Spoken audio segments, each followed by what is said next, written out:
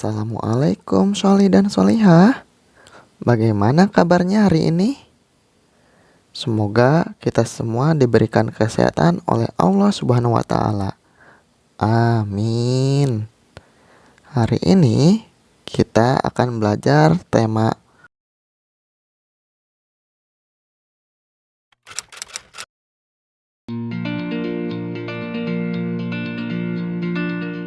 seperti biasa. Sebelum belajar, jangan lupa berdoa terlebih dahulu agar ilmu yang kita dapatkan bermanfaat serta dipermudah oleh Allah Subhanahu wa Ta'ala.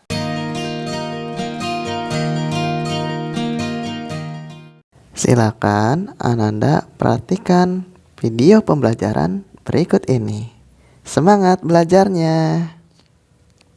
5, 4, 3, 2, 1, 0.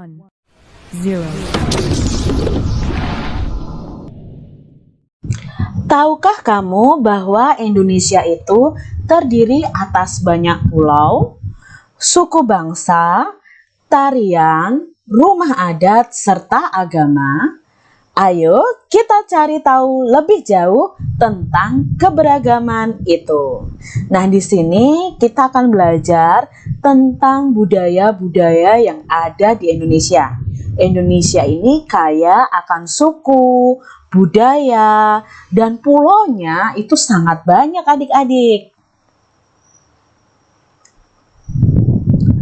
Indonesia terdiri atas berbagai macam suku bangsa dan budaya, namun tetap dalam satu wadah, yaitu Negara Kesatuan Republik Indonesia atau NKRI. Keberagaman tersebut merupakan anugerah dari Tuhan Yang Maha Esa. Kita wajib mensyukuri dengan keberagaman yang ada di Indonesia ini. Berikut adalah bacaan tentang keberagaman budaya Indonesia. Paragraf yang pertama dari bacaan yang berjudul Pawai Budaya. Pawai budaya sangat menarik bagi warga kampung Babakan. Pawai ini selalu menampilkan keragaman budaya Indonesia. Udin dan teman-teman tidak pernah bosan menanti rombongan pawai lewat. Tahun ini mereka datang ke alun-alun untuk melihat pawai tersebut.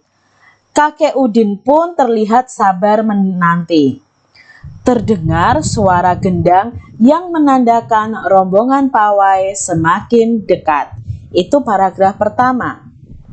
Lalu paragraf kedua. Di barisan pawai terdepan terlihat rombongan dari Maluku. Rombongan laki-laki mengenakan kemeja putih, jas merah, dan topi tinggi dengan hiasan keemasan. Rombongan perempuan mengenakan baju cele. Baju ini terdiri dari atasan putih berlengan panjang serta rok lebar merah. Langkah mereka diiringi oleh suara tifa, alat musik dari Maluku. Bunyinya seperti gendang, namun bentuknya lebih ramping dan panjang. Budaya Maluku sangat unik dan menarik. Paragraf yang ketiga.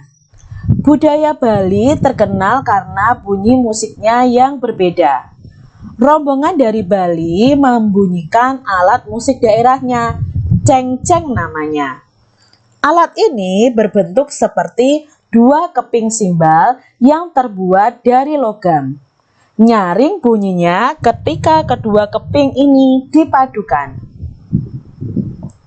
Paragraf yang keempat. Rombongan dari Bali diikuti oleh rombongan dari Toraja. Wanita Toraja memakai pakaian adat yang disebut baju poko. Rombongan laki-laki menggunakan pakaian adat yang disebut sepa talung buku. Rombongan Toraja membunyikan alat musik khas mereka, papompang namanya. Alat musik ini berupa suling bambu besar yang bentuknya seperti angklung. unik bentuknya, unik pula suaranya atau bunyinya. Budaya Toraja sangat menarik untuk dipelajari.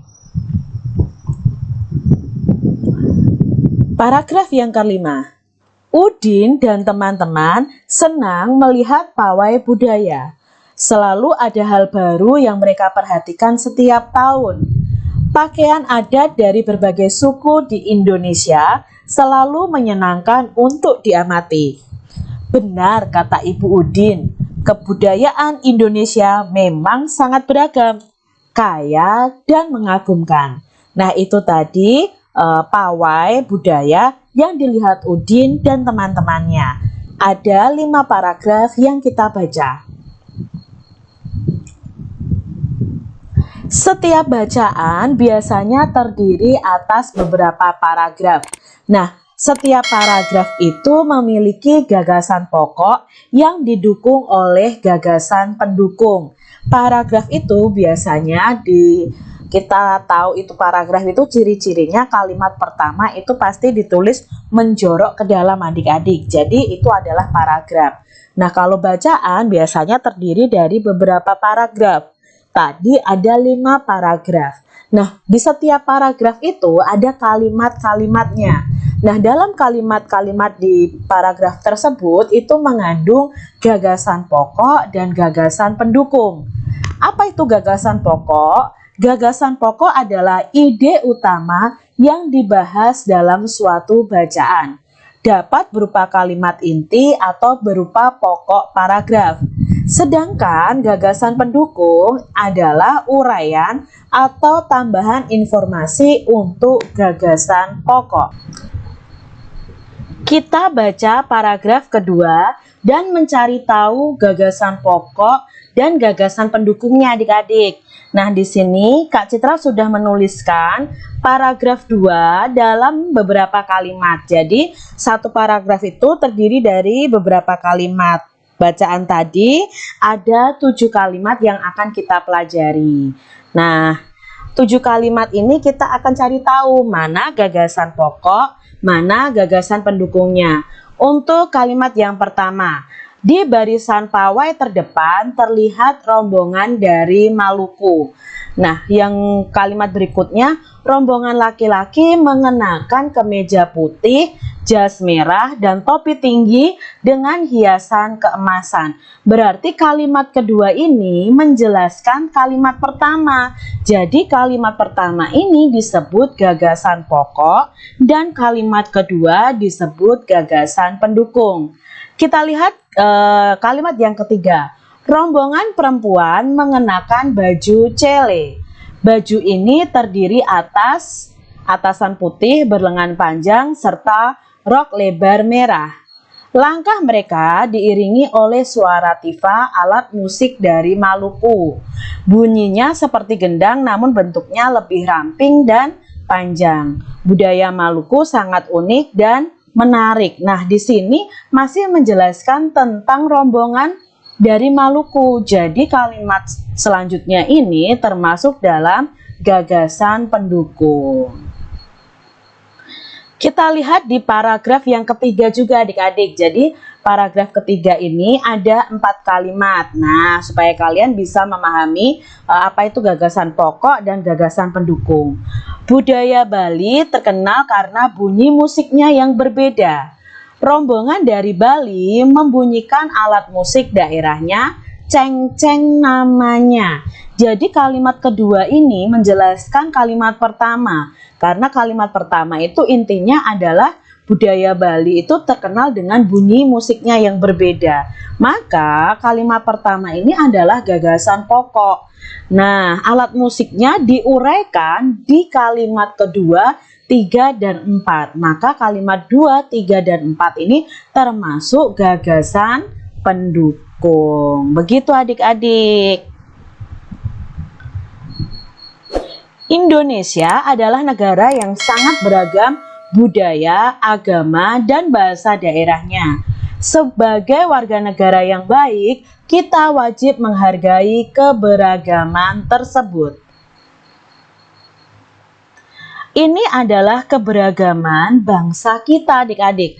Lihat ya, bangsa Indonesia ini terdiri dari beribu-ribu pulau. Tapi khusus untuk provinsinya, kita sudah memiliki 34 provinsi.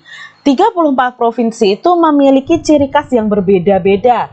Dari pakaian adat, tari, senjata, rumah, makanan juga bisa adik-adik. Nah, ini adalah contoh keberagaman yang ada di bangsa Indonesia. Dari yang pertama dari Aceh, Sumatera Utara, Sumatera Barat, Riau. Kalian lihat di sini, mereka memiliki kebudayaan masing-masing. Nah, kita mau lihat nih, dari 34 provinsi ini kebudayaan seperti apa. Kak Citra hanya akan cantumkan saja, kalian bisa baca ya adik-adik ya.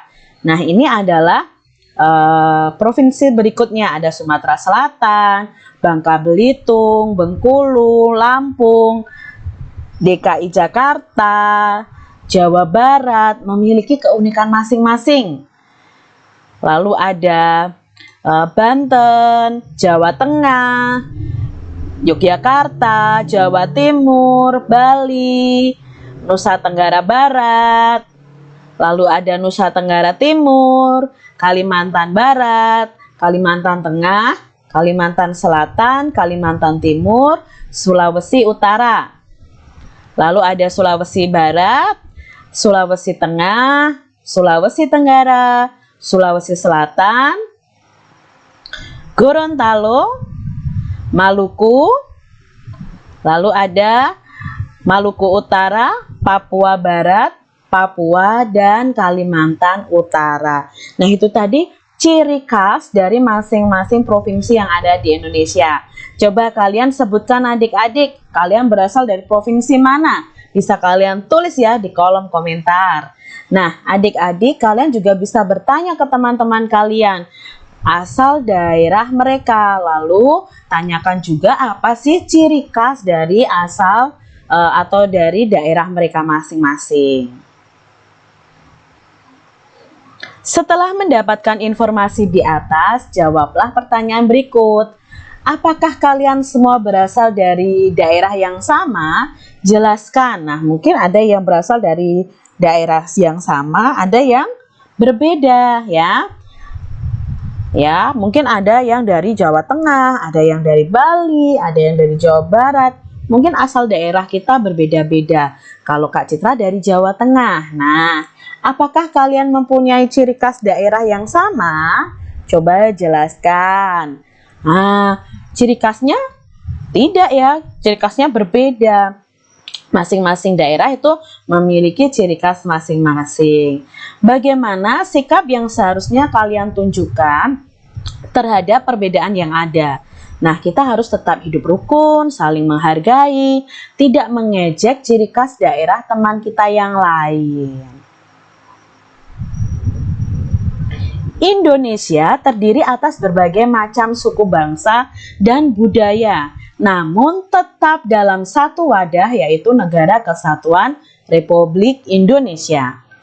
Keragaman tersebut merupakan identitas bangsa Indonesia yang membuat bangsa Indonesia dikenal sebagai bangsa yang memiliki kekayaan budaya, suku, dan agama yang berbeda-beda. Keragaman tersebut merupakan anugerah dari Tuhan Yang Maha Esa. Kita wajib mensyukurinya adik-adik. Wujud syukur tersebut dapat dilakukan dalam bentuk sikap saling menghargai antar suku dan pemeluk agama atau kepercayaan yang berbeda. Mungkin ada yang beragama Islam, ada yang beragama Kristen, ada yang dari suku Jawa, suku Batak, dan lain sebagainya. Tetapi kita harus tetap saling menghargai. Sekarang tuliskan pada kolom berikut apa yang telah kamu lakukan untuk menghargai perbedaan yang ada. Adik-adik bisa tuliskan di buku kalian masing-masing. Nah, di sini sikap yang harus dilakukan dalam menghargai keberagaman. Contohnya yang pernah kalian lakukan mungkin bermain bersama dengan teman yang berlainan agama. Lalu tidak mengganggu teman yang berbeda agama saat sedang beribadah. Tidak mengejek suku dan agama orang lain, berteman dengan semua teman walaupun berbeda suku dan agama. Lalu berikutnya bisa memberi kesempatan teman untuk beribadah. Coba kalian sebutkan yang lain adik-adik yang kalian lakukan untuk menghargai perbedaan yang ada. Kamu juga bisa menuliskan contoh-contoh sikap tidak menghargai keberagaman yang kamu tak ketahui. Nah, sikap yang tidak menghargai keberagaman ini jangan dilakukan adik-adik. Nah, contohnya nih, bermain hanya dengan teman yang satu suku bangsa. Kalau tidak sama sukunya, aku tidak mau berteman. Tidak boleh adik-adik. Kalian tetap harus berteman dengan semua orang. Contoh lainnya nih adik-adik, sikap tidak menghargai keberagaman, yaitu mengejek agama dan suku orang lain. Hanya berteman dengan teman yang sama saja, sama agamanya. Lalu, tidak memberi kesempatan teman untuk beribadah, itu berarti kamu tidak menghargai keberagaman. Contoh lainnya juga adalah mengganggu teman yang sedang beribadah. Jangan dilakukan ya adik-adik ya. Sebagai anak Indonesia, aku merasa bangga terhadap keberagaman yang ada. Menghargai perbedaan merupakan wujud dari semangat persatuan dan kesatuan. Kita harus bangga adik-adik, bangsa Indonesia itu penuh keberagaman. Nah, di sini ada alat musik ya, alat musik dari berbagai macam provinsi yang ada di Indonesia. Nah, kita mau baca nih, alat musik ini tuh tentang apa ya? Selain kaya akan budaya, tarian, dan makanan khas daerah, Indonesia juga kaya akan jenis alat musik. Berikut adalah contoh alat musik yang dimiliki oleh berbagai suku di Indonesia. Nah, di sini ada angklung, ada saluang, ada kecapi, ada kendang, ada tifa. Cara memainkannya pun berbeda-beda adik-adik. Kecapi yang berasal dari Jawa Barat, nah ini kecapi ini berasal dari Jawa Barat, itu dimainkannya dengan cara dipetik ya adik-adik ya. Sampai Kak Citra salah ngomong nih ya. Nah ini dengan cara dipetik. Lalu angklung juga dari Jawa Barat, itu dimainkan dengan cara digoyangkan ya. Saluang itu mirip seperti seruling, ini berasal dari Sumatera Barat, dimainkan dengan cara ditiup. Kendang ini berasal dari Jawa Barat, Jawa Tengah juga ada kendang adik-adik. Nah ini dimainkannya dengan dipukul seperti tifa ini. Tifa ini berasal dari Papua. Nah dimainkannya juga dengan cara dipukul di bagian ininya ya, di bagian kulitnya ini nanti akan bergetar dan menghasilkan suara. Tulislah nama alat musik tradisional lain yang kamu ketahui. Jelaskan asal alat musik itu, cara memainkannya, serta cara terjadinya bunyi pada alat musik tersebut. Nah, di sini ada contohnya adalah alat musik suling yang berasal dari Jawa Barat. Cara memainkannya dan cara menghasilkan bunyinya, alat tersebut dimainkan dengan cara ditiup sehingga menimbulkan getaran udara dalam suling. Getaran tersebut menghasilkan bunyi. Nah, di sini Kak Citra punya contoh lagi yaitu kecapi. Kecapi tadi berasal dari Jawa Barat. Cara memainkannya dengan dipetik adik-adik. Lalu cara menghasilkan bunyinya bagaimana Kak Citra? Nah, ini dia. Dimainkan dengan cara dipetik. Nah, senar yang dipetik akan bergetar dan menghasilkan bunyi. Jadi ketika senarnya itu dipetik, senarnya akan bergetar. Nah, itulah yang akan menghasilkan bunyi. Lalu kendang. Kendang itu berasal dari Jawa Barat dan Jawa Tengah. Nah, dimainkannya dengan cara dipukul. Nah, bagian yang dipukul akan bergetar. Nah, karena bergetar akan menghasilkan bunyi. Lalu ada tifa. Tifa itu berasal dari Papua. Nah, tifa ini sama seperti kendang adik-adik, cuma dia lebih panjang dan lebih ramping. Cara memainkannya dengan dipukul. Sama, bagian yang dipukul akan bergetar sehingga menghasilkan bunyi. Lalu angklung. Nah, angklung ini berasal dari Jawa Barat. Dimainkan dengan cara digoyangkan. Bagian dalam bambu akan bergetar sehingga akan menghasilkan bunyi. Nah, dari alat musik ini kita jadi tahu adik-adik bahwa bunyi itu berasal dari benda yang bergetar. Coba ketika adik-adik berbicara, kalian pegang leher kalian. Nah, sebenarnya di situ ada pita suara di dalam bagian tubuh kita itu ada pita suara yang bergetar saat kita berbicara, maka keluarlah bunyi. Nah, ingat ya adik-adik ya, bunyi dihasilkan dari benda yang bergetar.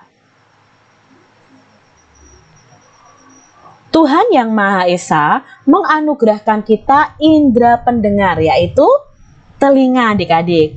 Melalui indera ini kita dapat mendengar dan menikmati hasil karya seni budaya yang beragam. Jadi mari kita jaga indera pendengar kita adik-adik. Segala macam bentuk bunyi berasal dari benda yang bergetar.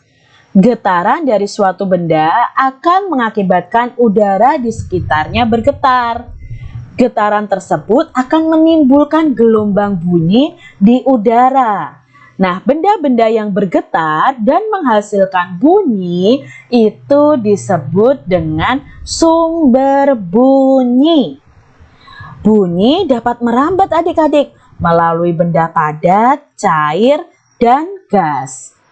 Akan tetapi, bunyi tidak dapat merambat pada ruang hampa. Ruang hampa itu apa toh Kak Citra? Ruang hampa itu ruang yang tidak ada udaranya. Mengapa? Karena bunyi itu akan merambat itu melalui benda padat, cair, dan gas, melalui udara di sekitar kita, sehingga kita bisa mendengarkan bunyi tersebut.